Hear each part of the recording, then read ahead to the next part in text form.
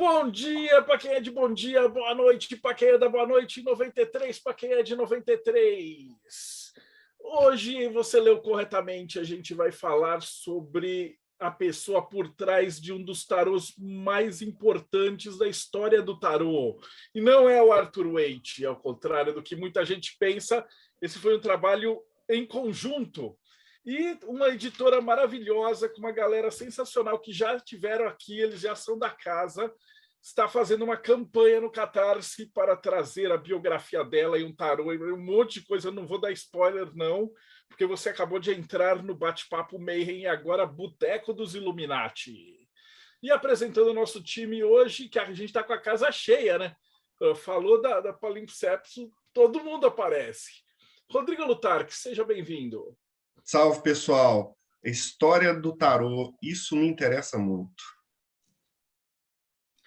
E dos reinos da Fra, Paulo Jacobina. Salve, meu amigo Telemita Rosa Cruciano. Salve, Marcelo. Salve, Marina. Salve a todos. Boa noite. Seja bem-vinda. Muito obrigada. Dos reinos enoquianos, Ulisses Massadi. Fala, pessoal, boa noite a todos. Hoje disseram que a justiça tarda, mas não falha, né? Então nós vamos ver uma injustiça lá do passado sendo cumprida, né, nos tempos atuais aí. Bem curioso para saber sobre esse projeto. E a nossa, vou colocar agora, representante da Eclésia Babylon, hoje o Thales não está, Bárbara Knox, seja bem-vinda. Boa noite, 93. Hoje é sobre reparação histórica, é sobre reconhecimento, e eu, como taróloga, feminista e ocultista, não poderia estar mais feliz. E aqui também a gente está num projeto internacional agora, né? E do outro lado do planeta, a gente morrendo de frio aqui, Robson Belli de Bermuda, diretamente do Japão. Ohayou gozaimasu, konbanwa, para quem está no Brasil. Pessoal, quem quiser conhecer um pouquinho mais do meu trabalho, pode conhecer em enoquiano.com.br, entrar lá na aba Contatos, vai ter os grupos e tudo mais para vocês conhecerem um pouquinho mais. Eu estou ansiosíssimo porque eu adoro o tarô da Pamela e eu acho que vai dar muito pano para manga hoje e eu quero ver o que temos para falar do projeto. E além da galera do Boteco, a gente sabe, né? Quem entrou aqui já ganha direito a sentar entre nós. Então, hoje, diretamente do Rod Studios, Rodrigo Grola. E aí, galera, eu tô pensando se eu deixo a câmera na minha cara ou se eu faço assim, para fazer inveja em quem está assistindo pelo YouTube, só para mostrar todos os HKTs enfileirados. E quem quiser saber mais sobre eles, dá uma olhadinha lá no canal de conteúdo da Rod Studio Lupus em Fábula. E também hoje, como nosso convidado, o Rogério Bettoni. Boas noites, bom dia, boa tarde. Muito grato pelo convite à Oficina Palimpsestos. E a gente está muito feliz com essa campanha, com esse trabalho. Marina está fazendo um trabalho muito, muito importante e bacana. E, mais uma vez, obrigado, é um prazer estar aqui. E, por último, mas não menos importante, representando Morte Súbita, o lado negro da força, Tiago Tamosauskas. Adivinha, doutor, quem está de volta na praça, hein? Depois de um longo e tenebroso inverno, estou de volta aqui no Boteco, representando mortesúbita.net. E não poderia ser uma noite melhor, porque vamos falar de uma gênia, né? Uma gênia, não sei se é assim que fala, mas uma pessoa muito genial. Uma outra pessoa muito genial vai falar sobre ela. Então, antes de chegar no assunto, vou apresentar a Marina e depois vou fazer algumas perguntinhas para ela mesma se apresentar, conforme seus próprios ditames. Vou puxar o fôlego aqui porque a mini bio dela não é mini, viu? É muita coisa para ler para vocês. Vamos lá. Estamos aqui hoje com a Marina Jordá. Falei certo o sobrenome? Certíssimo. Então, seja bem-vinda, Marina. Olha só, gente, a Marina é coordenadora do projeto editorial da campanha da Pamela Colman Smith, do financiamento coletivo que a gente vai falar hoje. Ela é produtora editorial da Oficina Palimpsestos, essa editora maravilhosa que todo mundo ama e que já trouxe para a gente coisas fantásticas do Austin Sper, do Phil Heine e agora da Pamela. A Marina é formada em comunicação visual, estudou cinema em escolas de Belo Horizonte, São Paulo e Curitiba. Trabalhou com relações artísticas internacionais em festivais de arte. Foi assessora de imprensa do SUS de Belo Horizonte, é fotógrafa, videomaker, designer autônoma, e além disso ela colhe gatinhos de rua para conseguir um lar para esses felinos que tanto precisam dele. Seja bem-vinda, Marina. Como é que você está? Muito obrigada, boa noite para todo mundo. Muito obrigada pelo convite. Estou muito feliz de estar aqui, muito feliz de poder falar sobre esse projeto. Assim, tem sido a minha vida nesses últimos meses, para não dizer o último ano, né? Estou muito feliz com toda essa pesquisa e com esse projeto aí no ar. Com certeza vai ficar muito feliz ainda quando ele sair, né? Que vai ser uma Nossa. realidade sem tamanho. Mas, Marina, vamos começar com aquela nossa pergunta tradicional do Boteco Mayhem. Conta pra gente a sua jornada. De onde você veio, como é que você conheceu a Pamela, onde você está hoje, como você chegou até aqui hoje? Então, eu cheguei até aqui, assim, eu conheci a Pamela por meio do Júlio Fortuna Arcana e do Rogério. O Júlio apresentou a Pamela para o Rogério, o Rogério tinha um livro e, assim, eu coloquei os olhos no livro e comecei a ver o material, toda a arte da Pamela. Na mesma hora eu falei, a gente tem que fazer. Eu preciso desse projeto, esse projeto é meu. A gente até brinca que a Pamela é para mim o que o Espera é para o Rogério.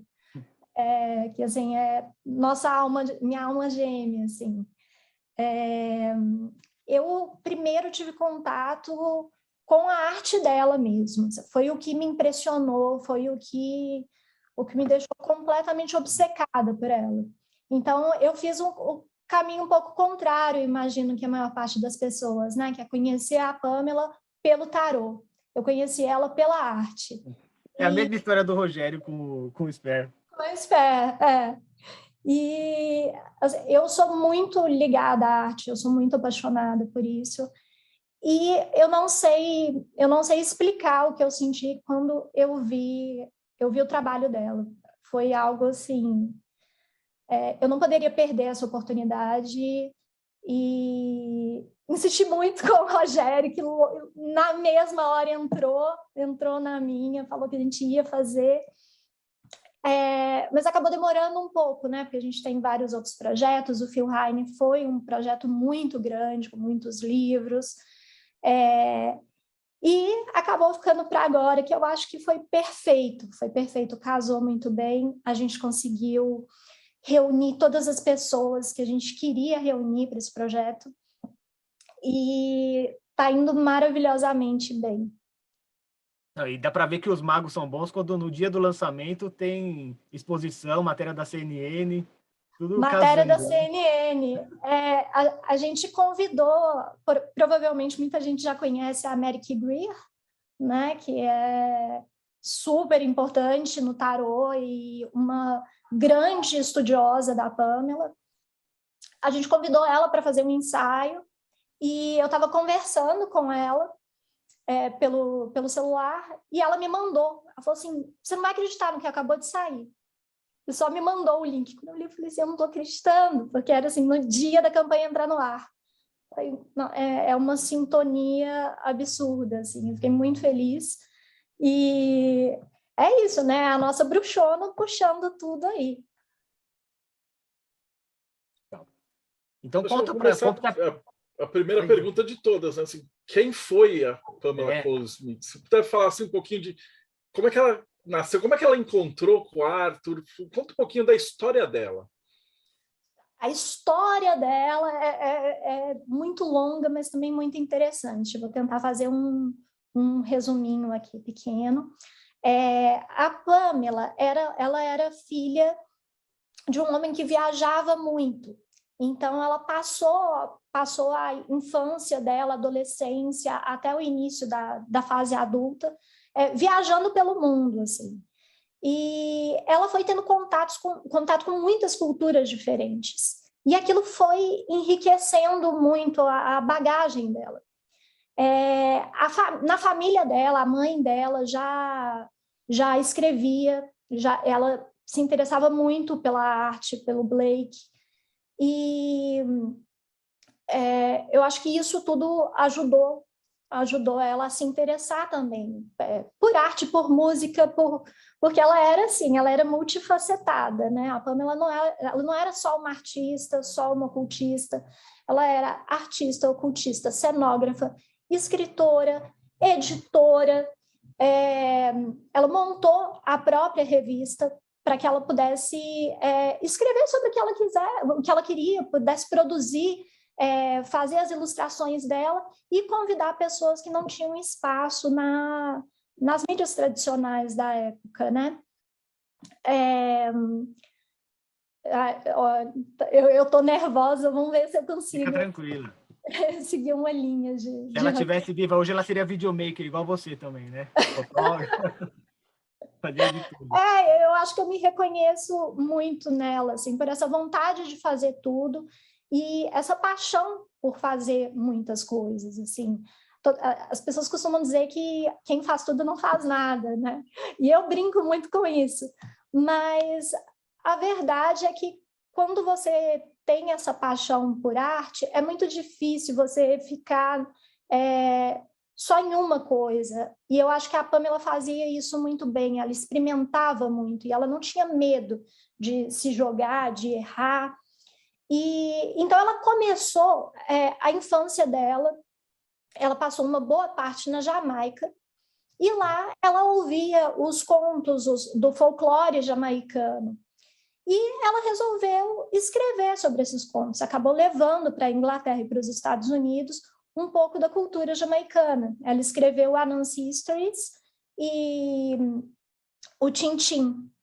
E ela apresentava isso como teatro de miniaturas, com apresentações teatrais, sempre muito, muito diferentes, assim, porque ela se vestia como uma personagem. E eu estava discutindo isso essa semana com umas pessoas que falaram assim, não, mas é porque as fotos que a gente tem dela hoje em dia são as fotos dela no teatro. Mas não é bem assim. Essas roupas dela do teatro eram as roupas do cotidiano, era o que ela vivia. Então, essa cigana muito... muito excêntrica que a gente vê, a Pamela ela era isso daí, né? E a Pamela ela escrevia muitos poemas, ilustrou muitos livros, muitas matérias para jornal, para revistas, e ela se interessava assim por tudo isso. Ela desde pequena teve algo um pouco místico, assim. Ela dizia que ela conseguia, ela tinha o dom da premonição, né? Eu acho que é second sight, eu não sei se é exatamente a tradução para isso, mas eu acho que é premonição. E ela resolve entrar, em 1901, ela resolve entrar para a Golden Dawn. Ela já tinha alguns conhecidos na Golden Dawn, ela tinha 3 grandes amigos na Golden Dawn, e é lá que ela conhece o Waite. O Waite convida ela para fazer um baralho que ele diz que já tinha todo esquematizado na cabeça dele, com todos os simbolismos, e ele queria fazer algo muito além do baralho divinatório, né? Convida ela, e o que nós temos de escritos do Waite hoje em dia, o que a gente pode perceber é que ele não tinha muito respeito por ela. Né? Ele tratava ela como se fosse uma menininha que desenha. Eu achei uma menininha aqui que desenha, que tem um pouco a ver com o ocultismo, eu vou conseguir guiar as mãos dela para fazer o que eu quero. E eu acredito que tenha sido essa a sensação que as pessoas tiveram por muitas décadas, né? Até que a gente descobrisse a quantidade de influências que ela teve, porque esse baralho é riquíssimo. As ilustrações, elas têm muito de Shakespeare, elas têm muito do teatro, dos amigos dela, porque ela foi cenógrafa, trabalhando com a Ellen Terry em grandes espetáculos. Ela gostava muito de música clássica, ela ilustrava, ela dizia que ela conseguia ver a música. e ela ilustrava o que ela escutava. Então, a gente Ela tem... tinha sinestesia, né? Tipo, Sinestesia, exatamente. Era biológico o negócio. Ela via ela ouvia as cores, sentia via os cheiros. Nossa, Isso. E ela fazia essa ligação da sinestesia com o misticismo. Ela era muito curiosa pelo o que existe em todos os mundos, né? Então, assim, não só no terreno. E esse interesse dela levou ela a buscar uma infinitude de grupos, de tipos de pessoas.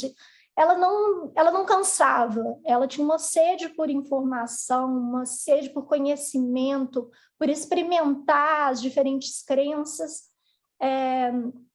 que é muito bonito, assim, é muito bonito de se ver. O Waite convida ela para fazer esse baralho, e quando ele paga ela muito mal, porque a gente tem uma carta em que ela fala para um amigo que ela estava fazendo esse trabalho, estava ilustrando 80 cartas para 78, né, mais 2 ilustrações para box, por uma mixaria. E ela levou cerca de 5 meses e meio para fazer esse baralho. Então, uma quantidade muito grande de coisas para fazer num período de tempo muito curto, e principalmente se a gente for pensar que por pouco dinheiro, né? E ela nunca viu o dinheiro dos direitos autorais. Eu acho que é algo que muita gente pode se identificar, né? Acho que principalmente os designers hoje em dia, as pessoas elas não têm o devido crédito pelo trabalho que elas fazem, principalmente uma mulher naquela época, que mesmo estando no meio ocultista, que poderia ser, que era de certa forma mais moderno, as pessoas tinham uma cabeça mais aberta, muitos ali apoiavam o movimento sufragista. Barbie. Deveria ser, né? Teoricamente seria. Até hoje é bem mais ou menos. E assim, se a gente for ver pelo contexto histórico também, acho que a gente não pode esperar muito desses homens. A gente vê até dentro da Golden Dawn como as mulheres elas não cresciam muito naquela hierarquia, né? E foi isso, assim, ele lançou o baralho, colocou o nome dele, o nome do cara que tinha a prensa para fazer. Então, assim, o cara que fez o baralho, assim, que é a Ryder & Co. E foi assim, ele apagou o nome dela. Uma pessoa veio me falar, assim, falou assim, mas ela não foi apagada da história, porque ela tem, cada carta tem a assinatura dela. Mas espera aí, a assinatura a gente não consegue ver o nome dela, né? Mas isso é o mínimo, né? Oi? Porque ela ilustrou, então ela ilustrou. Põe a assinatura dela nas cartas. Esse foi o pulo do gato, porque assim, ela colocou a marca dela para que ela pudesse ser reconhecida de alguma forma. Provavelmente o nominho na caixa que não tinha. Oi? O nominho na caixa que não tinha, né? Exatamente. Agora, a assinatura, o desenho caixa, dela. No livreto. Exatamente. Você não fala nada sobre ela. Ela não fala sobre o trabalho que ela fez. E assim, como a gente vai saber exatamente o que se passava na cabeça dela, né? Se a gente não tem nenhum material escrito sobre isso? Porque a Golden Dawn, ela era muito fechada, né? Então, assim, eles não permitiriam, principalmente o Waite, que era muito certinho, né? Muito cabeça fechada mesmo, assim. Ele não permitiria que ela falasse sobre isso. Tanto que ele fala que escondeu muitas coisas dela e que ela não teria esse conhecimento e essa inteligência para compreender aquela imensidão de símbolos que ele brilhantemente colocou para ela fazer. Ridículo, péssimo, Waite. Péssimo. Os textos dele são de chorar, assim. Que livro horrível. Era isso que eu ia comentar, porque quando você pega o Pictorial Keys of the Tarot e compara com as imagens de verdade, é um choque, porque parece que eles se comunicaram durante, ele passava instruções para ela, porque a impressão que dá é que o cara escreveu um livro e ela fez um outro tarô dela. Então, ele tinha uma preocupação muito grande com os arcanos maiores. E os arcanos maiores, segundo ele, né, ela fez de acordo com as ordens dele, que ela seguiu as ordens dele. Mas muita coisa ali, isso não é totalmente verdade, muita coisa ali é da própria Pamela, é ela que colocou, e ele não teve a sensibilidade, ou talvez foi arrogante demais para conseguir reconhecer que ela entendia muito, porque ela vivia aquele misticismo também, né? E eles tinham um background bem parecido, com relação à igreja católica, né? Os dois tinham muito interesse por isso. Então, muitas coisas batiam. Ela trouxe alguns elementos da igreja e era algo que ele tinha muito interesse. Então, ele provavelmente deixou passar muita coisa. E muitos detalhes também, né? Porque ela colocou muitos detalhes e muitas coisas dela. Os personagens, muitos deles eram amigos dela, e você consegue ver claramente, assim, a Ellen Terry, com quem ela trabalhou por muitos anos, né? Que foi uma das maiores apoiadoras da arte dela. A Ellen Terry era uma atriz muito famosa, que convidou ela para fazer tanto a cenografia quanto o figurino e também desenhar as peças. Então, a gente tem muitas ilustrações maravilhosas que vão estar no Obra Reunida. Na verdade, a gente pegou todas. Todas essas do Russian School of Ballet. Não, Russian School of Ballet é uma banda de punk, gente, desculpa. Mas é a escola de balé russa. E então tem muita coisa, assim, tem muitos detalhes. As vestimentas no baralho, aquilo tudo foi pensado pela própria Pamela. E se você começa a analisar carta por carta, você consegue identificar onde ela bebeu, no que ela estava pensando. A postura de alguns personagens também, muito inspiradas em musicais, né?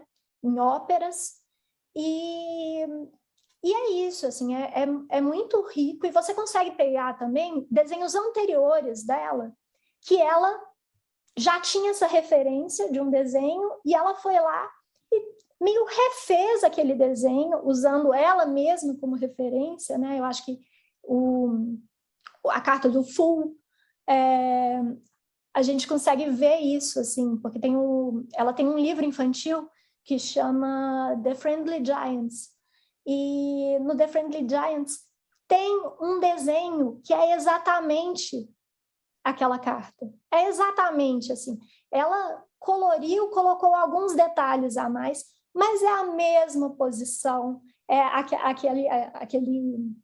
aquele pau com um negocinho amarrado, assim, é igualzinho, e é muito legal, assim, fazer essa pesquisa e descobrindo essas coisas foi muito legal, porque eu não tinha lido sobre isso, sobre essas coisas por aí. E algumas coisas, é claro, a gente encontra em alguns livros. O livro da Elizabeth, ele cita algumas cartas também, ideias que eram dela, que ela desobedeceu o Waite e fez ainda assim. Mas eu acho que assim, o grande papel da Pamela foi nos arcanos menores, porque o Waite não estava nem aí. Ele não queria saber, aquilo para ele não tinha importância. Então, ela pôde usar tudo que ela queria, ela teve completa liberdade para fazer aquilo. Os arcanos maiores, ele ficou em cima dela, existe até um desenho poxa, eu tenho esse desenho, depois eu vou procurar.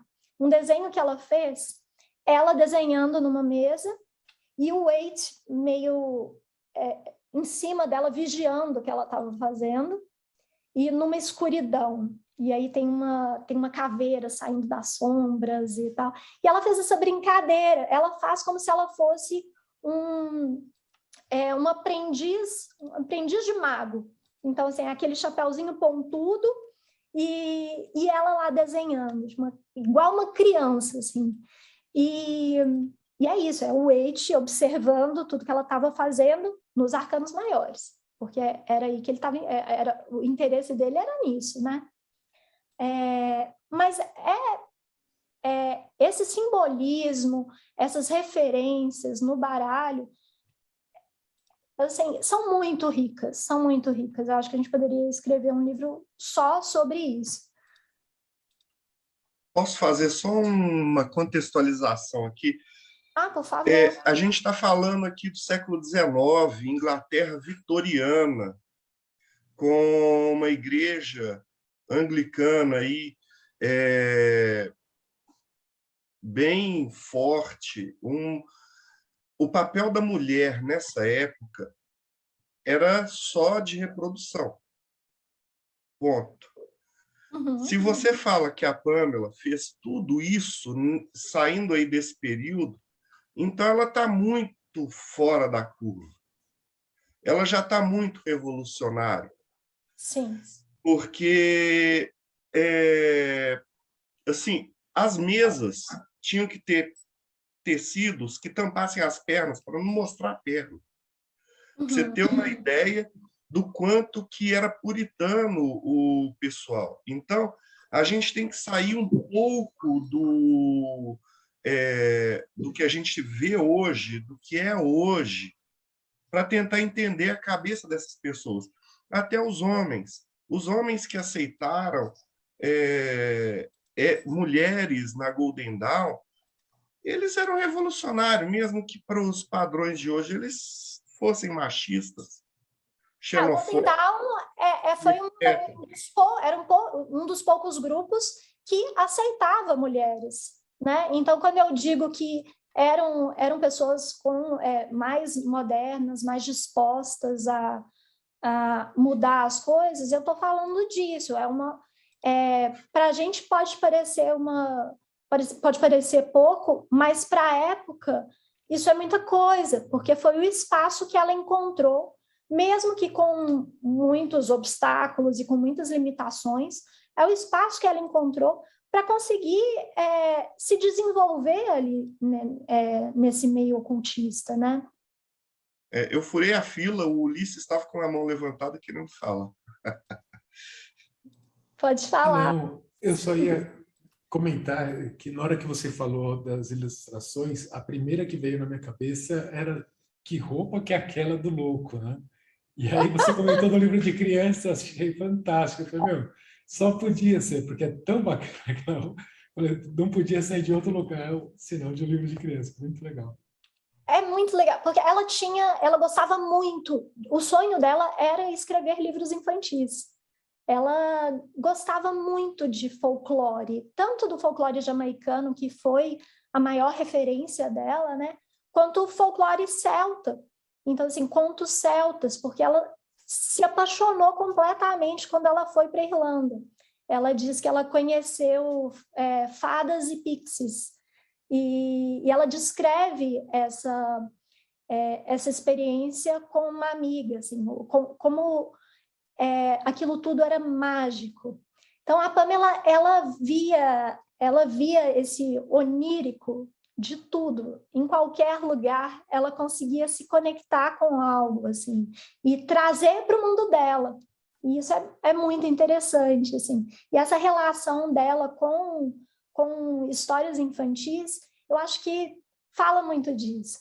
Porque quando a gente é criança, né, eu acho que é quando está mais forte essa vontade pela magia, essa vontade de conhecer o que é diferente, o que não está aqui nesse mundo físico. Eu acho que ela tinha uma alma muito muito travessa e incansável. E eu acho que isso transparece demais, tanto no baralho quanto no restante da obra dela, né, que é muito extensa. Eu acho que quer falar? Quando a gente lida com crianças e é ocultista ao mesmo tempo, né? Eu acho que a gente meio que faz um exercício de lembrar dessa coisa da imaginação e do lúdico que a sociedade tenta matar a todo custo, né? Então, é natural que a gente acabe tentando, de alguma maneira, preservar essa natureza humana, né, que é tão latente nas crianças e que poderia ser em nós também. Eu acho que é um dos grandes trabalhos da magia, inclusive, é esse. Mas aproveitando para emendar no comentário do Rodrigo, não esqueçamos que um dos motivos da Golden Dawn ser como foi é porque tinha uma mulher lá que também era feminista, encabeçando tudo, que é a Moina Mathers.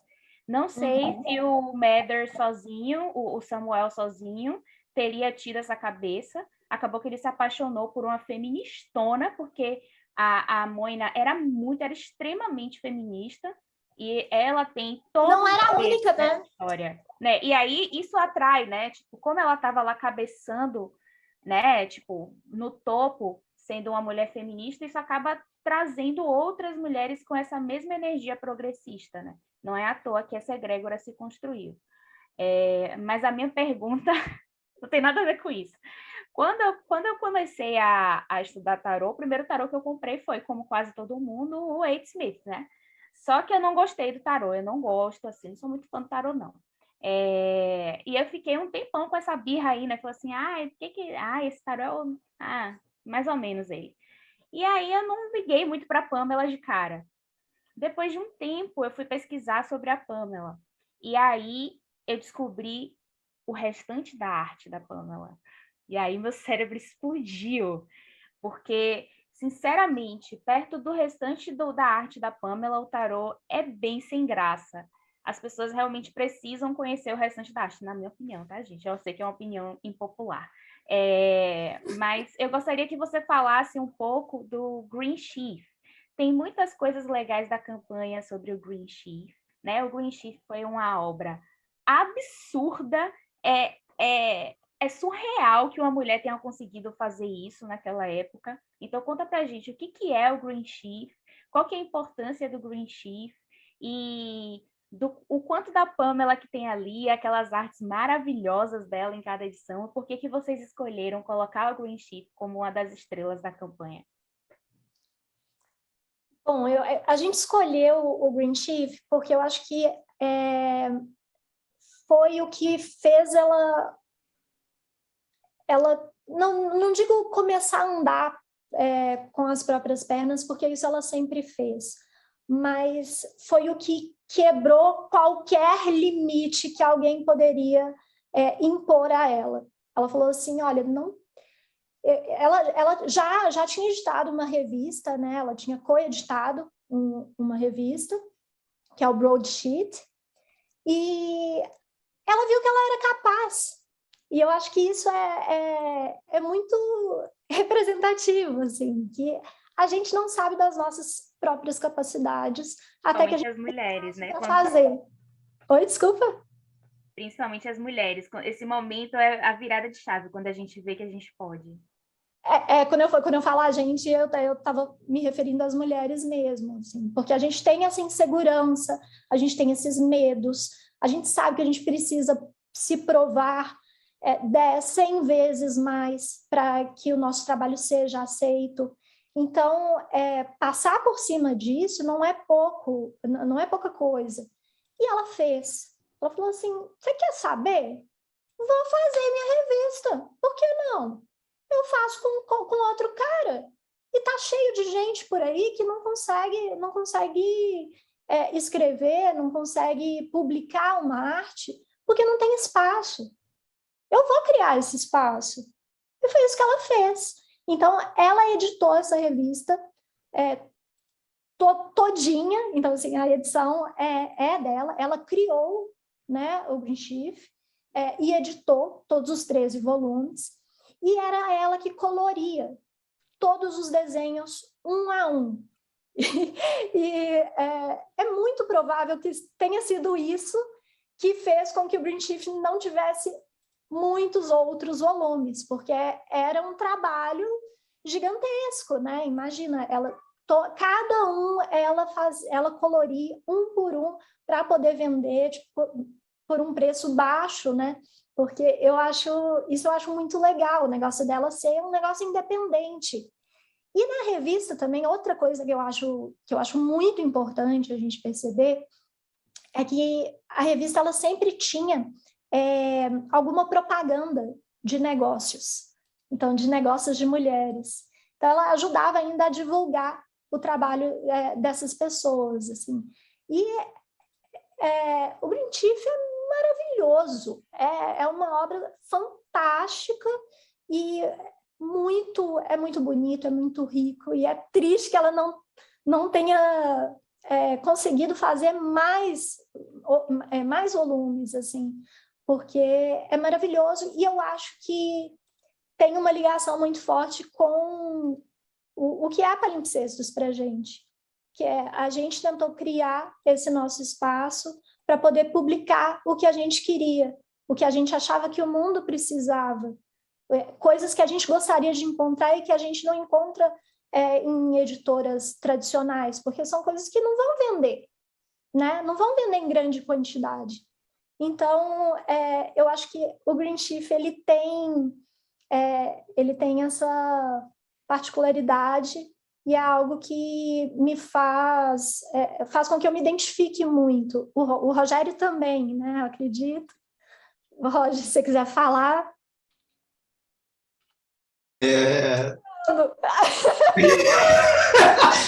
Gente, eu sou uma manteiga. E assim, eu queria dizer 3 coisas. Uma é que eu fico muito emocionado quando eu vejo.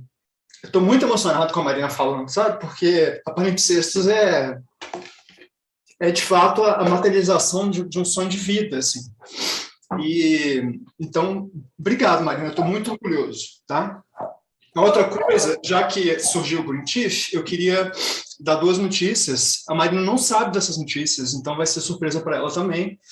Ah, meu Deus! Uma é que a gente estava, eu e o Edu, que é o nosso assistente, a gente estava tentando conseguir acesso a um material super raro da Pamela, que são cartas que ela escreveu para a prima dela, a Mary Read, ali entre 1886 e 1900, são 17 cartas que estão num acervo particular de uma biblioteca, e pouquíssimas pessoas tiveram contato com essas cartas. A gente conseguiu acesso a todas essas cartas, são cartas que têm esboços das peças com que ela, né, onde ela trabalhou no começo da carreira e tal. Então, é um material super único, viu, Marina? A gente tem acesso agora a esse material.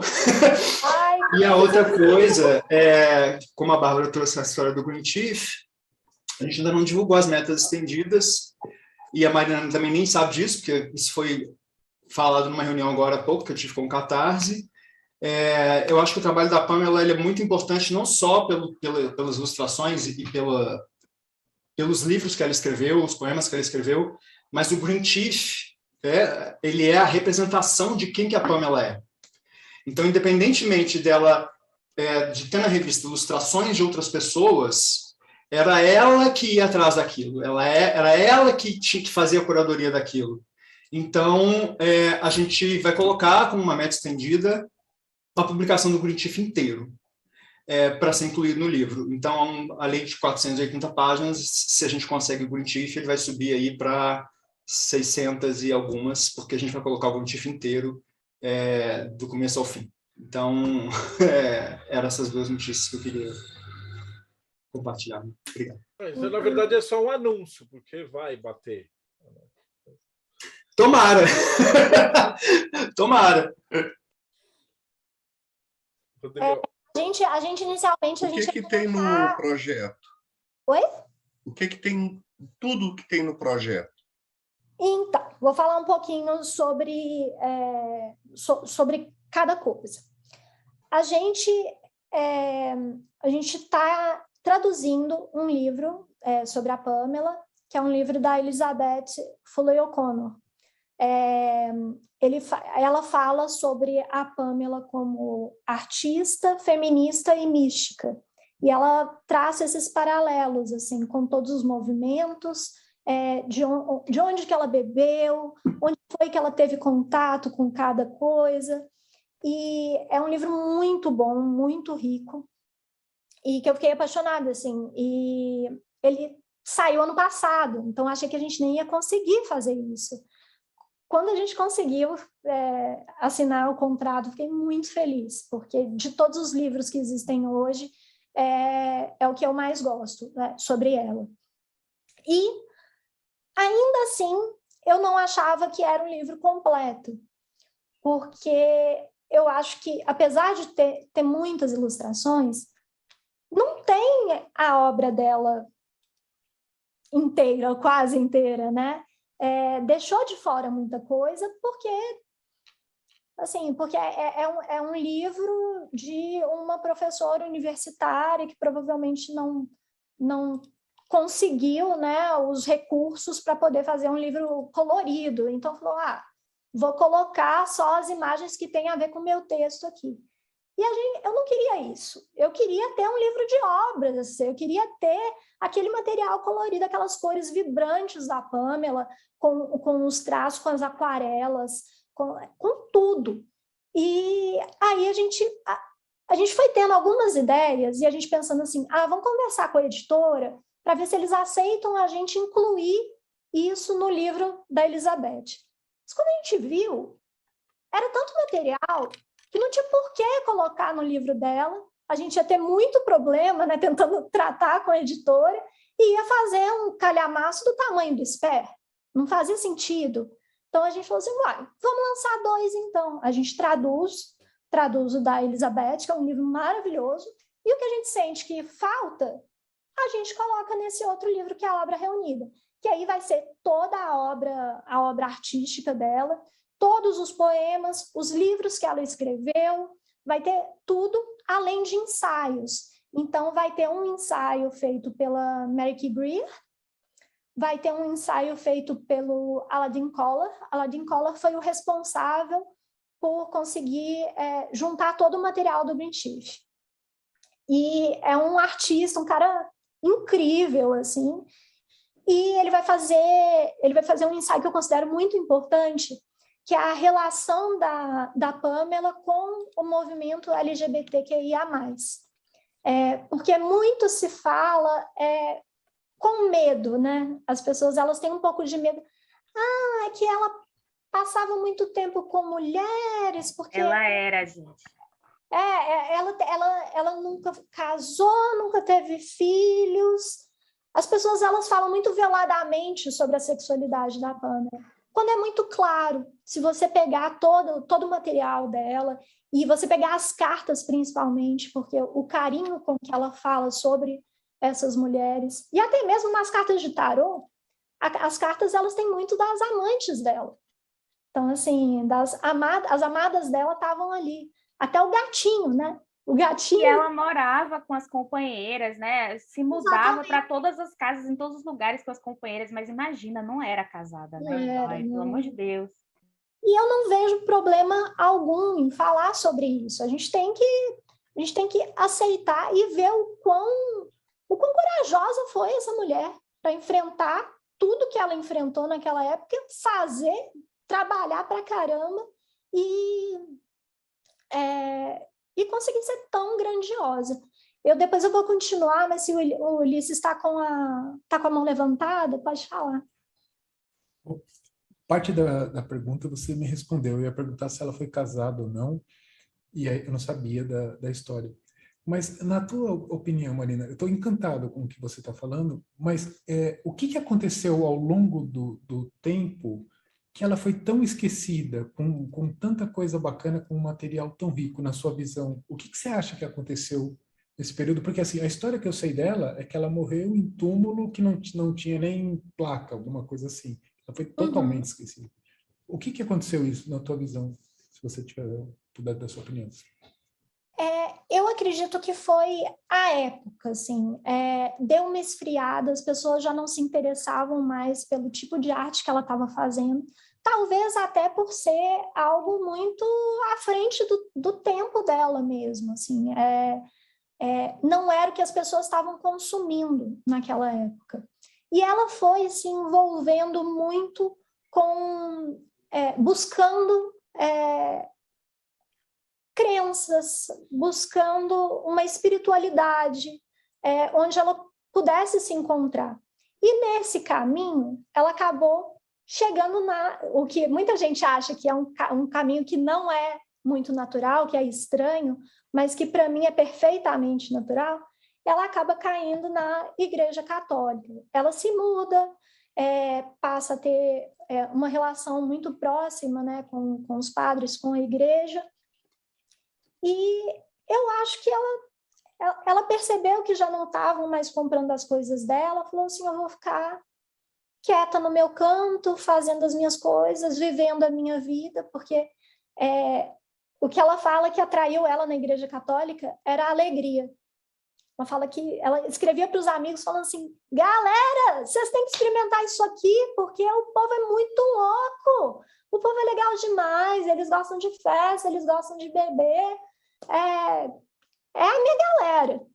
E eu acho que a gente tem uma ideia um pouco diferente, né, do que poderia ser, o que foi isso, né, naquela época. Mas eu acho que ela foi sendo esquecida. O tempo inteiro em que ela trabalhou, era ela correndo atrás das coisas. Era muito perrengue. As cartas, a maior parte das cartas são para curadores, são para pessoas que tinham galerias, pedindo, implorando para colocar as coisas dela lá, para pagarem os trabalhos que ela deixou e que ela não recebeu por eles. Então, assim, é a vida do artista mesmo, é a vida difícil. E eu acredito que foi isso, assim, ela não teve oportunidade. Se ela tivesse tido oportunidade, eu acredito que ela teria continuado. Mas ela seguiu se dedicando, acho que à vida pessoal dela, que era o que estava fazendo ela feliz. Mas, realmente, ela morreu na miséria, morreu ela num túmulo não identificado,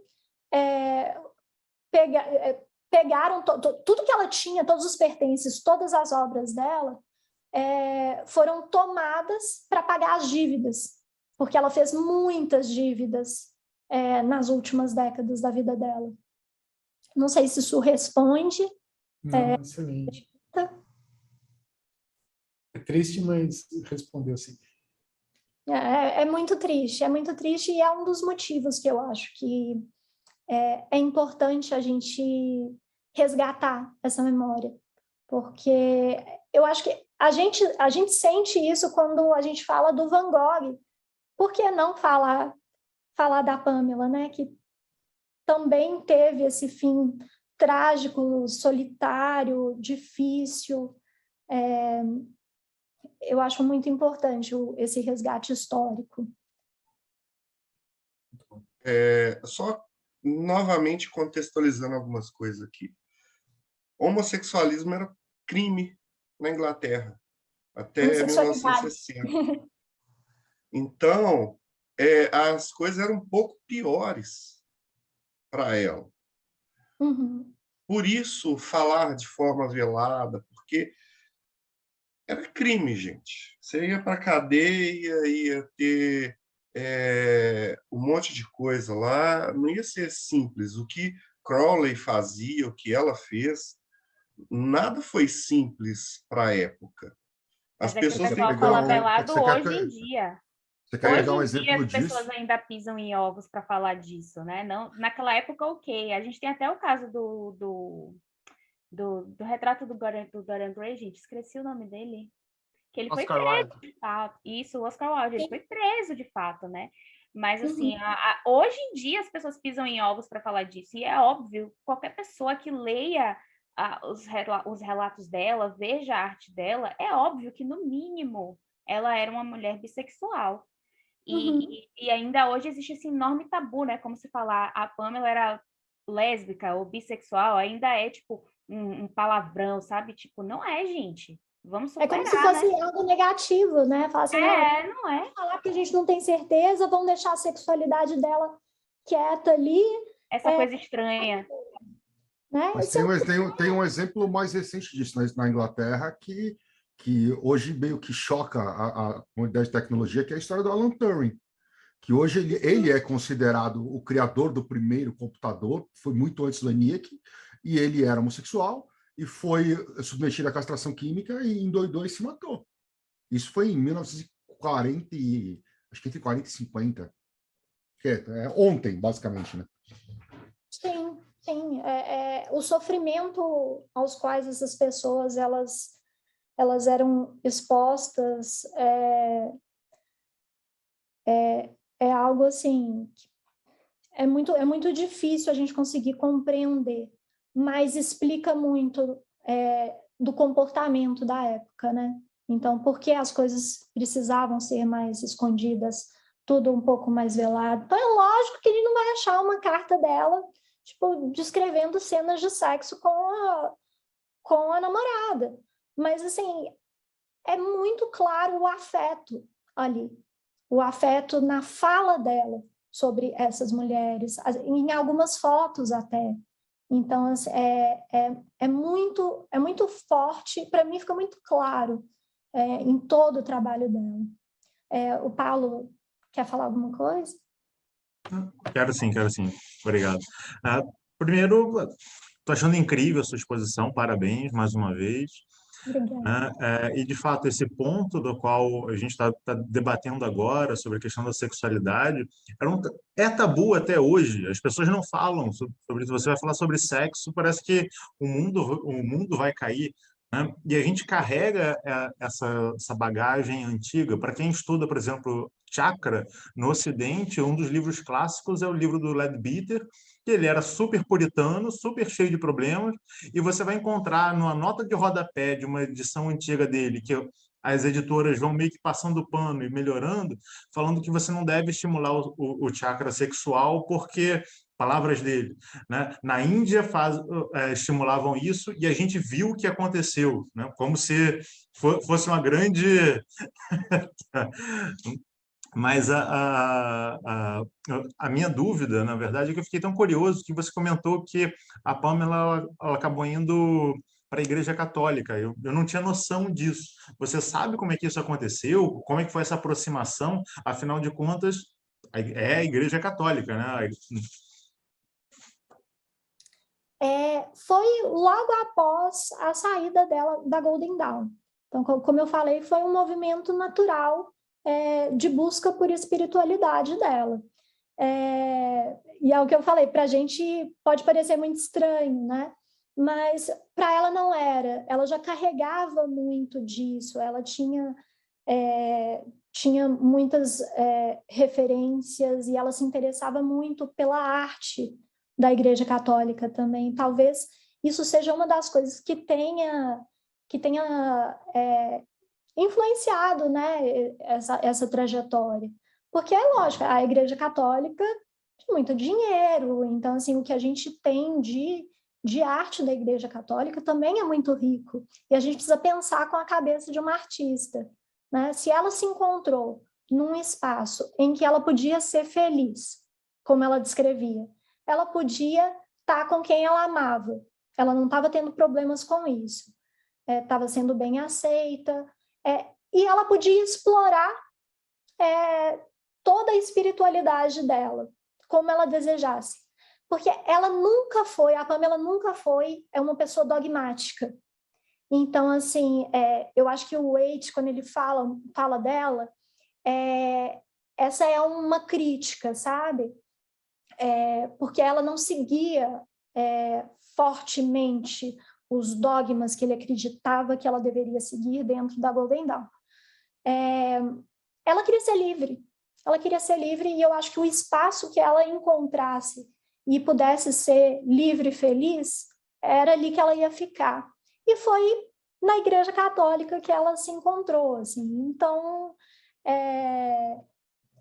eu acho que é só mais uma fase da vida dela, assim como ela passou pela Golden Dawn. Então, Chasques. Só aproveitando de Obrigado. fazer minha pergunta, complementar essa questão histórica, porque a gente tem que lembrar que o catolicismo que a Pamela vivia é anterior ao Vaticano, ao Concílio do Vaticano I e II. Então, ela tem um Sim. catolicismo muito mais perto do catolicismo do Eliphas Levi do que do padre Marcelo Rossi. É uma coisa muito Sim, mais cheia de sim. mistério do que hoje em dia tem. Ô, Thomas, e também muita gente esquece o detalhe, né? A Golden Dawn é uma ordem de base mística judaico-cristã. Sim. Muitos deles eram católicos, o White, inclusive. O que eu falei, ela tinha essa base com White, né? Eu acho que eles conversavam bem nesse sentido, tanto que não tiveram muitos conflitos na hora de fazer as cartas. Inclusive está aqui a Cabala Sagrada do Waite, né? Cabalista, e aqui é judaico-cristianismo puro. Sim, ele tinha muitas influências judaico-cristãs, muitas. E nas próprias cartas a gente pode ver isso. Sim. Até hoje em dia, quem quiser viver uma espiritualidade própria, pode muito bem ir na missa, passar pela Eucaristia, só ignorar a parte de abraçar quem está do lado, que é uma bosta, mas o resto Total. tá levando, né? Tem todo um ritual, é muito bonito mesmo. Marina, a minha pergunta é o seguinte, a gente viu que a Pamela é feminista, essa questão da sexualidade, mas eu tenho uma outra questão para você. Sim. Você falou para a gente que ela nasceu em Londres, é isso? Isso. Mas ela passou a infância na Jamaica. Aos 3 meses de idade, os pais pegam ela e já viajam pelo mar. Então, ela viveu a infância dela indo da Inglaterra para os Estados Unidos, depois ela foi para a Jamaica. Na Jamaica, ela passa uma boa parte da infância dela e início da adolescência. A minha questão é assim, esse tempo que ela passou na Jamaica, teve algum impacto na visão dela em termos da relação entre brancos e negros, na relação colônia e colonizadores? Você chegou a ver isso em algum momento na arte ou nas cartas dela? Então, ela não fala sobre isso, mas esses contos folclóricos que ela traz para a gente são contos que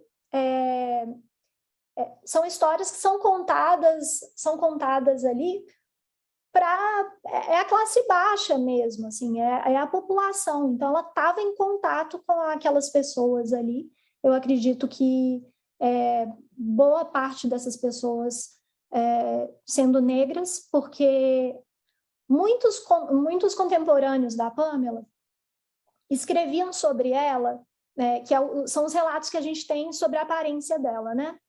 Muitos escreviam falando que ela, dando uma impressão de uma other, a gente não tem uma tradução para isso no português, mas é como se fosse uma estranha, como se fosse uma outsider, alguém que a gente não vai aceitar completamente no nosso espaço. Então, muita gente achava que ela era asiática, então a gente tem algumas pessoas que escrevem falando que ela tinha a aparência de uma japonesa, gente falando que ela era negra e gente falando que ela era birracial. E o movimento negro hoje reivindica a Pamela como uma representante, sabe? Como uma pessoa que deve ser considerada uma mulher birracial. Mas tem muitas críticas, e essas críticas geralmente vêm de pessoas brancas, que a Pamela veio de uma família bem de vida, então que era uma família tranquila, ela viajava o mundo, os pais dela, se você vê foto do pai, o pai é branco, não tinha como ela ser birracial. Eu acho que, mesmo que ela não fosse, ela carregou esse sentimento de não ser aceita pela aparência, pelo que ela era, e pela identificação também, né? A identificação com a cultura jamaicana. No Anansi Stories, a gente consegue ver bem a naturalidade com que ela fala dessa relação entre raças. Então, assim, ela com certeza tinha esse contato, e ela falava, sempre se colocou muito contra preconceitos, seja de classe, porque ela falava muito sobre isso enquanto ela estava no movimento sufragista, né?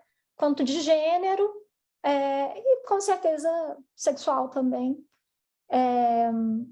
Ela era muito revolucionária em todos esses sentidos. Bárbara. Vou continuar no feminismo.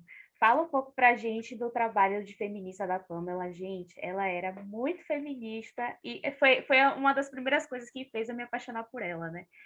Então, ela rodou zine feminista, ela ilustrou os posters do movimento sufragista, né? Conta pra gente.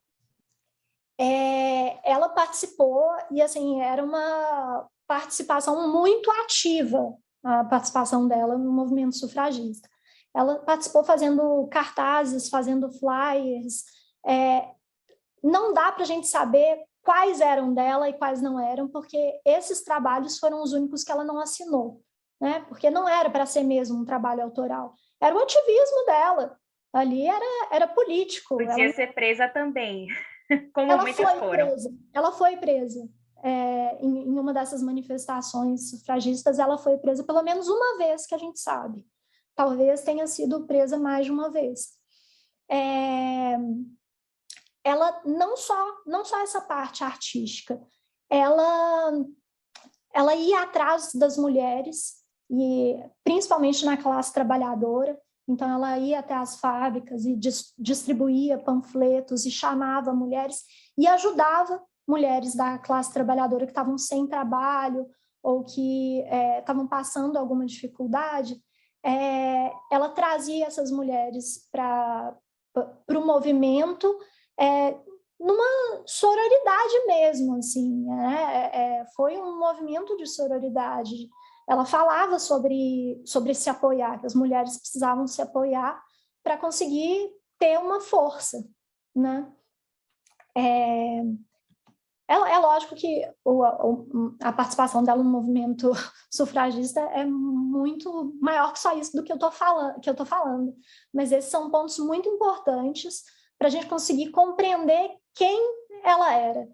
Ela estava no movimento sufragista na mesma época em que ela estava na Golden Dawn, então, principalmente ali na época em que ela estava desenhando o tarô, inclusive.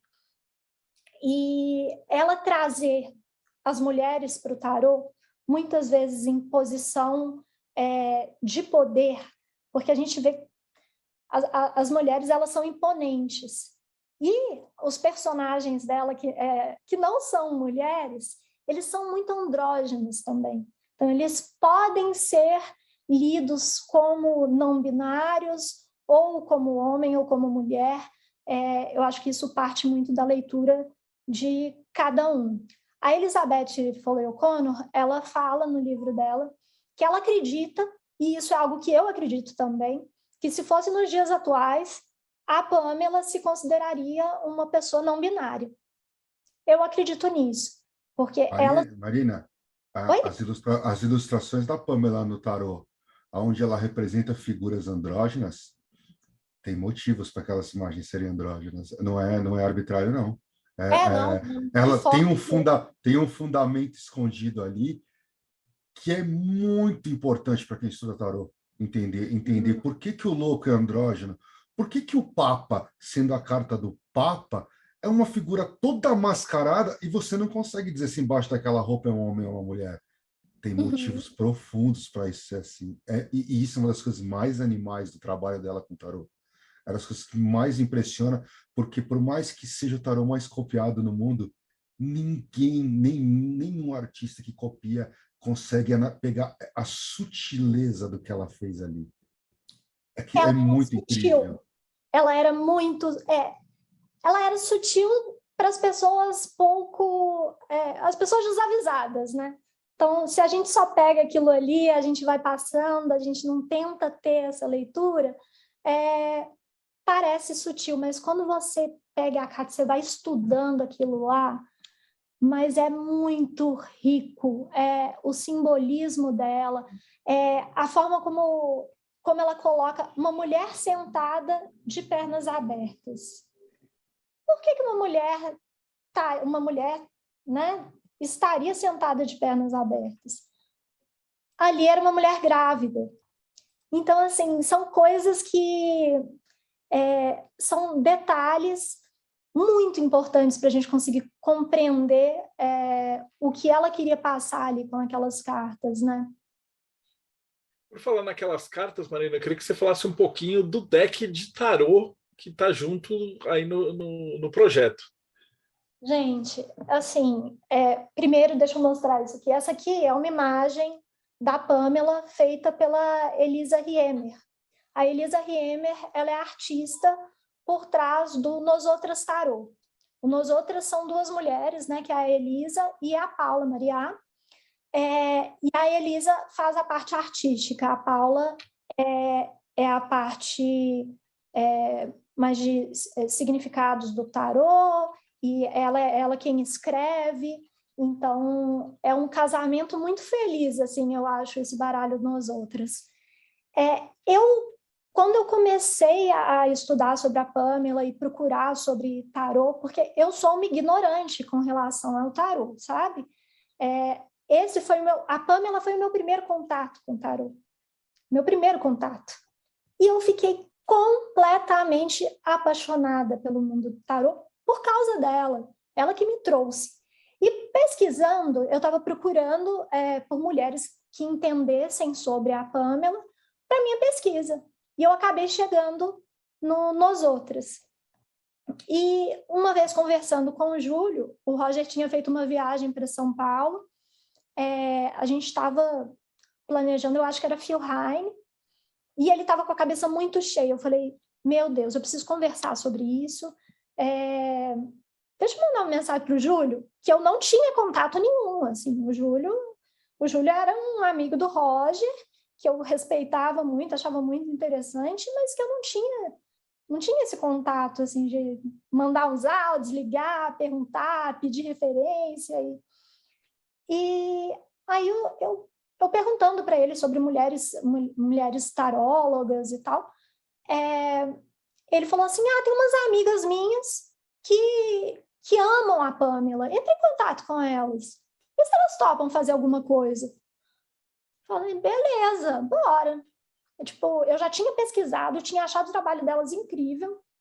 Falei assim, deixa eu entrar em contato. Só que eu demorei muito tempo, porque eu fui amadurecendo a ideia. Assim.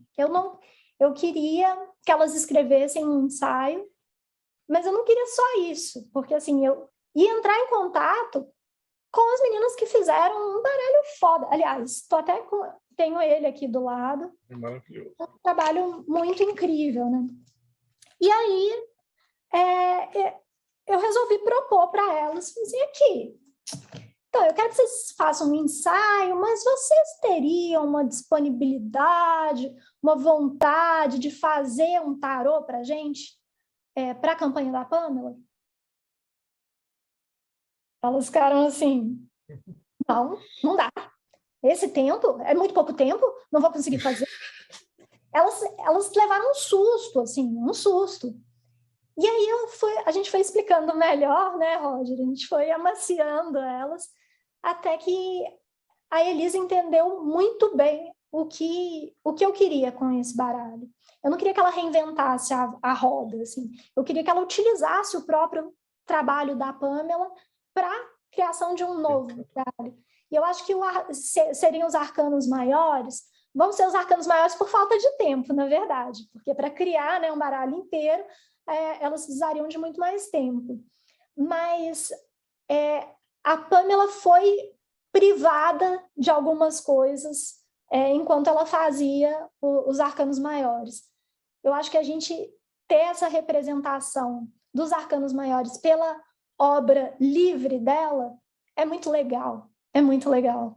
E a Elisa conseguiu fazer isso de uma forma genial, assim, genial. O baralho tá maravilhoso, tá incrível, tá lindo, lindo. Eu quero ele na minha mão, assim, na minha mesa. A minha mesa daqui a 5 minutos. A gente já quer a parte 2 com os menores, viu? A gente está trabalhando nisso. A gente está trabalhando nisso. As meninas, elas acabaram de sair também de um financiamento coletivo, né, em que elas fizeram um outro baralho, que foi o Lenormand, que também está maravilhoso. Então, eu acho que conversa muito bem com a campanha essa ideia do tarô. Não tinha como a gente lançar uma campanha da Pamela sem fazer algo assim, sem chamar a atenção das pessoas para isso. Que as pessoas vão poder ter uma leitura do tarô com a arte dela, que é tão magnânima, né? O Robson está querendo fazer uma pergunta?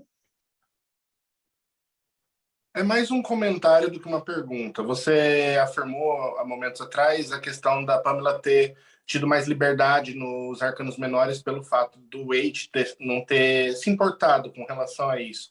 Então, talvez vocês tenham se focado mais nos arcanos maiores justamente para mostrar a visão da Pamela, né? Nos maiores, que era uma coisa que ela não tinha conseguido graças à imposição do Waite. Mas agora, com os menores, eu acho que não haveria tanto problema em utilizar o que já temos dos tarôs da Pamela, né? Uhum. Eu ainda acho que é possível fazer um tarô inteiro com a obra dela, porque ela tem muita coisa. Ela tem muita coisa e ela reutilizou muito do trabalho dela para fazer o Smith-Waite. Desculpa, gente, eu chamo de Smith-Waite porque eu acho que é a minha forma. Você também, Bárbara? Eu acho que é a minha forma de fazer justiça, assim. E eu entendo... É o mínimo que a gente pode fazer, porque a alma do baralho é ela. É ela. É ela. No final das contas, o que vai te apaixonar é a imagem do tarô, né? Porque você pega aquele deck lá, você nem sabe que o Arthur Waite existe. O deck, ele é maravilhoso justamente porque ele é pictográfico. Você lê o deck como história em quadrinho. Que comprou esse tarô porque leu o livrinho do Waite. Aliás, podia chamar só de Tarô Smith, né? Porque o Waite pelas imagens, né? Tarô Smith. Estou a favor. Smith. Smith. Coleman Smith. Ai, gente, eu não gosto do Waite, então eu sou suspeita. Eu acho engraçado porque todas as mulheres com quem eu converso não gostam do Waite. E eu me pergunto por quê. Por que será? Não, é um pouco difícil entender. Mas agora está faltando a pergunta mais importante. Como é que a gente apoia esse projeto? Bom, gente, é só entrar no catarse.me/Pamela. Tem de tudo. Essa campanha a gente deixou tudo separado. Então, se você quer só o baralho, você pode ter só o baralho. Se você quer só o livro da Elizabeth, tem só o livro da Elizabeth. Se você quer o nosso livro com os ensaios e toda a obra da Pamela, tem só ele. E tem os combos também. E tem as outras recompensas também, que a gente fez tudo com muito carinho, muita atenção. Assim, acho que tudo tem um significado muito forte ali. A gente mandou fazer uma bolsinha para guardar o tarô. É uma bolsinha que ela é bordada, e ela é bordada pela vozinha, que é a avó da Paula e da Elisa. Então, uma senhorinha maravilhosa de Maringá, que está fazendo o trabalho ali à mão, sabe, para a gente. Eu acho muito especial, porque o que a Pamela fazia era esse arts and crafts, crafts and arts, não me lembro como falam, mas... Eu sou de Maringá. Oi? Você é? Eu sou de Maringá. Que maravilha! Eu tô louca para conhecer Maringá, porque eu só conheço gente incrível daquele lugar. Eu não sei o que acontece, mas é alguma coisa na água, não é possível. São pessoas, assim, extremamente criativas, inteligentes, revolucionárias. Eu tenho grandes amigos que moram em Maringá também, que tem um café vegano que eu sou louca para conhecer. E aí estou muito feliz com essa parceria. Tem essa sacolinha não, né? Bolsinha. E a bolsinha, a ilustração é o Green Chief, é o símbolozinho do Green Chief. Então, que eu acho muito, por ser muito importante, a gente resolveu trazer isso para uma das recompensas. Outra recompensa que é incrível, e vocês não deviam perder, é a caixa com as ilustrações da Pamela. A gente selecionou 30 imagens, é um tamanho muito bom, porque, se não me engano, 16,5 por 23,5. Se tiver errado, a Roger me corrija, por favor. Mas eu acho que é um tamanho muito bom para poder enquadrar. Então, assim, compra essa caixa. Se quiser deixar guardada na estante, ela é do tamanho exato dos livros, então para ficar tudo bem bonitinho na estante. Se quiser enquadrar também, é um tamanho muito bom para você colocar na parede. Você pode escolher a imagem que você preferir. Nós temos também um pôster, que é uma das minhas imagens favoritas da Pamela, que é o Sea Creatures, que é uma mulher no mar com formas, né, com cabeças sendo levadas por esse mar.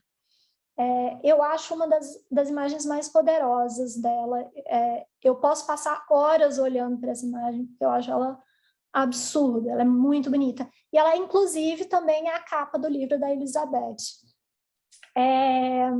A gente tem também um marcador de página de metal com eu vou falar errado. Eu sei que eu vou falar errado, porque eu sempre falo errado. Blue Bird. Não é bird. Blue Beard. Beard. Blue Beard. Ela que é um conto infantil assustador, e que ela ilustrou esse livro. E, assim, eu acho que fala muito sobre a vida dela. Eu acho tão impressionante que ela tenha ilustrado esse livro por causa disso, porque fala muito sobre ela. Vocês conhecem a história dele? Do Barba Azul? Eu vou contar rapidinho, tá? O Barba Azul era um homem considerado muito feio, muito grosseiro, muito rude. Ele é uma história meio parecida com a da Bela e a Fera, só que com um final um pouco mais assustador. Ele realista. Realista, exatamente. E por isso é uma história importante para crianças, eu acho, principalmente meninas.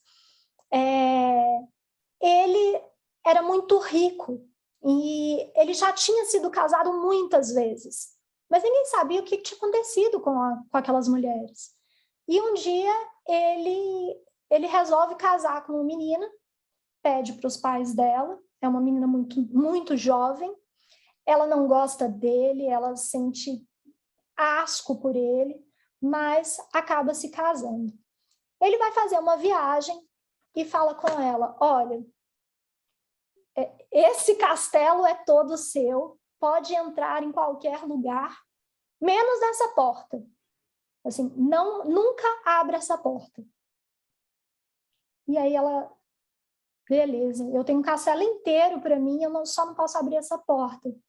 Porque um homem cujas dezenas de esposas desapareceram está me falando que eu não posso olhar. É lógico que a primeira coisa que ela faz é ir lá abrir a porta. E ela descobre as esposas mortas ali.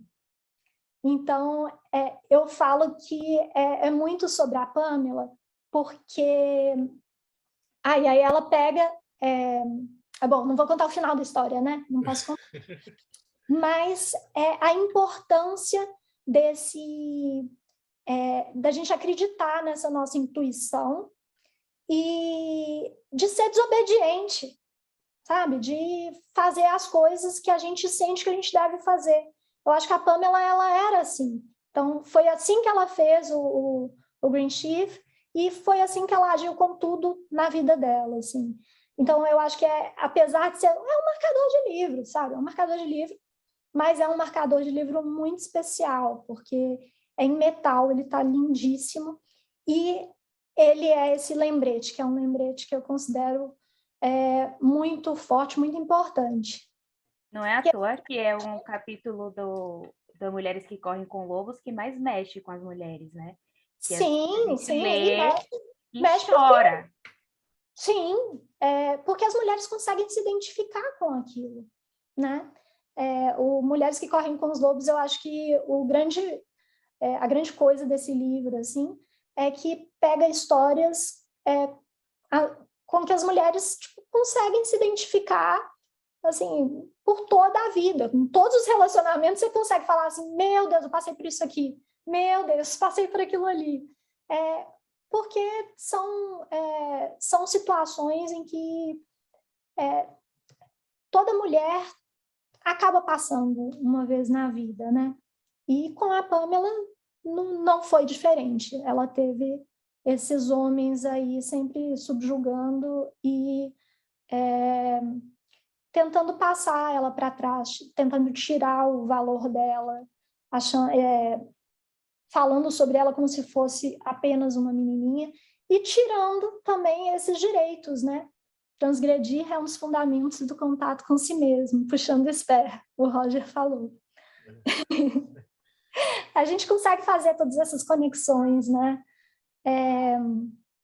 Deixa eu ver, eu falei de todas as recompensas. A toalha também. Gente, a Lívia criou essa joia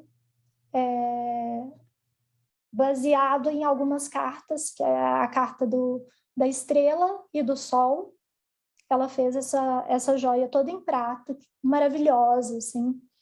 E eu acho que representa muito bem a campanha, muito, muito bem a campanha. Não sei se vocês estão conseguindo ver.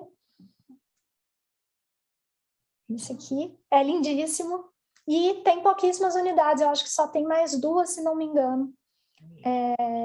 E é exclusivo da campanha, não vai ter em nenhum outro lugar, se vocês quiserem depois. Então, corre lá, compra, apoia. E tem a toalha também. A toalha, eu mandei fazer um teste e veio errado, porque é lógico, né? Testes sempre acabam dando errado. Eles me mandaram, a qualidade da impressão não ficou boa e o tamanho também não é esse. Mas a toalha é essa aqui. Caramba. Que é a toalha para o baralho, né?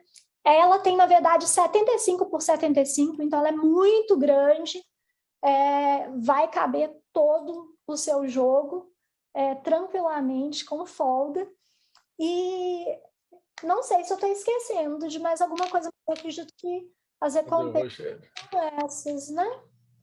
De todas é só a joia que é sacanagem, porque a gente está gravando aqui, mas só vai para o YouTube acho que na segunda-feira ou na terça-feira. Até lá o pessoal do Mayhem já levou tudo. Então... Só lamento. Um dos colares já é meu. Você que está no YouTube agora, eu só lamento. Faça parte do Mayhem, que aí você pega essa... Realmente, a joia, a gente pensou num número, eu propus esse número para a Lívia. A Lívia é a joalheira sacerdotal que criou essa peça. Mas esgotou muito rápido. Eu falei, meu Deus, Lívia, você consegue fazer um pouco mais? A gente aumenta isso aí? Aí ela, dentro do prazo que a gente deu para ela, esse é o número final. Assim, então, o que tem lá no site do Catarse é o que dá para fazer. Então, não é sacanagem, não é porque a gente está tentando fazer pouco, tá? Mas é porque é a exclusividade da campanha e é o que ela consegue fazer para entregar isso a tempo para vocês. Não, a gente te entende completamente. A gente sempre manda fazer umas moedas, umas paradas assim, e não dá. E depois, quem apoiou, paciência. Pô, Marina, foi maravilhosa a tua explicação. Acho que assim, o que a gente mais adora trazer aqui é com a galera que fala e o olhinho brilha, assim. Então, putz, dá para ver. O Rogério também, quando ele veio, a gente entrevistou o Phil. Quando vocês falam assim, a Palimpsestos, ela é uma editora que a gente ama demais da conta, porque vocês fazem com o mesmo capricho, o mesmo carinho que a gente faz. E, na verdade, o trabalho de vocês é muito maior, é imenso, é complexo, é brilhante. A gente agradece muito, porque se vocês não existissem, a gente ia ter que dar um jeito de publicar tudo isso. Então, agora a gente só vai lá com o cartão e apoia. Então, a gente sempre vai agradecer muito de coração pela Palimpsestos existir, né? Eu discordo de você, acho que a importância desse tipo de trabalho não dá para ser medido, porque nós fazemos coisas diferentes, mas que têm um peso grande para algumas pessoas, assim. Então, é muito importante que vocês tenham esse canal, que vocês deem a oportunidade para as pessoas de conhecerem tanto sobre o mundo, né? Discutirem e conversarem. Isso é fundamental. Eu agradeço demais vocês terem cedido esse espaço para a gente e que realmente essa campanha ela é algo pessoal para mim, é muito pessoal, porque eu sou completamente apaixonada por todos os aspectos da vida dessa mulher. Não tem nada que eu ache chato falar. E eu tenho certeza que eu não sei, sabe, 1/1000 do que tem para saber sobre ela. E é uma parte muito interessante também de estar podendo fazer essa pesquisa, né? De ter contato e descobrindo tanto opiniões das pessoas, quanto coisas que não eram conhecidas, coisas que pouca gente sabe, ou que foram descobertas mais recentemente. E algumas pessoas me procuravam, assim, perguntando onde que elas encontravam material de pesquisa sobre a Pamela. Tem muito pouca coisa a gente acha na internet, né? E por isso é importante, eu acho, a gente trazer esse material. Porque é lógico que quem está lá fora tem uma facilidade, um acesso muito mais fácil, né? Às livrarias, porque eu estou com library na cabeça, mas as bibliotecas, os museus, tem uma facilidade maior de conseguir esse material, mas eu acho que a nossa vontade de fazer, ela é ainda maior, então a gente vai sempre atrás e tenta conseguir o máximo de coisas possíveis, assim. E com certeza, e com um capricho maravilhoso, né? Rodrigo Lutarque, considerações finais. A minha consideração final vai ser aquela básica, catarse.me. Você já foi lá e apoiou enquanto a gente estava falando aqui. Porque aqui é difícil, né? A gente vai entrevistando o povo, vai só apoiando, vai só querendo entrar em tudo quanto é ordem, e tá tudo assim, né? E não se esqueçam de dar o joinha aqui no canal, participar do TDC para poder participar dessas lives e, quem sabe, apoiar e pegar o pingente, né? Antes de todo mundo. Esse exclusivo. Não percam. E é isso. Paulo Jacobina, suas considerações finais. Antes de mais nada, mais uma vez, obrigado, Marina. Incrível a história da Pamela. Eu sei que a gente só pincelou um pouquinho aqui, mas é incrível. Espero que todo mundo apoie, que seja um sucesso e vocês consigam continuar produzindo ainda mais. Se vocês quiserem conhecer um pouco mais de filosofia aplicada, né, dá uma olhada lá em Pedra de Afiar, né, no nosso canal. A gente fala de magia, a gente fala de hermetismo, mitos, contos de fada, religiões em geral. A gente analisa de tudo com uma pegada prática para transformar a sua vida. Até a próxima. Ulisses, desculpa, Maria. Não, desculpa, eu só fiz um comentário, que é lindo isso. Ulisses Massad, considerações finais. Marina, parabéns. Foi uma delícia ouvir você falar. Você fala com brilho, com maestria, com muito conhecimento. encantador assim de ter assistido essa entrevista com você. Eu me identifico também um pouco, porque eu também, assim como você, eu também me apaixonei pela história de um sujeito lá de trás e quanto mais eu estudo, mais eu quero me aprofundar. Eu vi que você também tem essa mesma pegada, isso é muito legal. E eu queria fazer um parabéns para o Marcelo aqui também, por ser desprendido de trazer outras editoras sem frescura, a gente estava conversando isso antes, né, da live, né? Aqui no Mayhem não tem essa. O Marcelo tem uma editora, vocês têm outras. Vamos unir forças, cada um está trazendo coisas, vamos trazer conhecimento, tem espaço para todo mundo, e eu acho muito legal essa parada que o Marcelo faz, e tenho orgulho de estar aqui nessa bancada com os meus amigos aqui. E é isso. Valeu. Deixa eu olhar, eu vou seguindo pela janelinha para eu não me perder aqui. Então, Rogério Bettoni, suas considerações finais. Você é sempre bem-vindo aqui. E a Marina também. A partir de agora, se vocês não tiverem o que fazer de terça, quinta ou sábado, deu 9 horas. Se vocês acharem que a gente está entrevistando alguém bacana, é só colar aqui. E aí vocês que fazem as perguntas agora. Não faça esse convite, viu? Exato, eu ia falar a mesma coisa.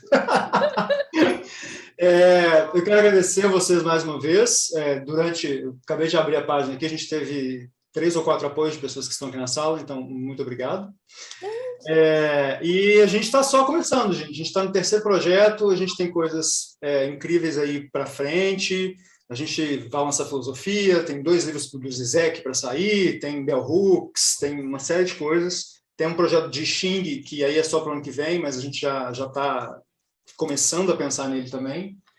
E, mais uma vez, Marcelo, estamos próximos. Esse espaço é fundamental a gente ter esse diálogo, especialmente num contexto do mercado editorial brasileiro, em que as editoras, muitas delas querem se matar umas às outras, né? A gente tem que juntar força mesmo e seguir junto. Né? Muito obrigado. E por falar na editora, você colocou catarse.com. Como é que a gente acha a oficina?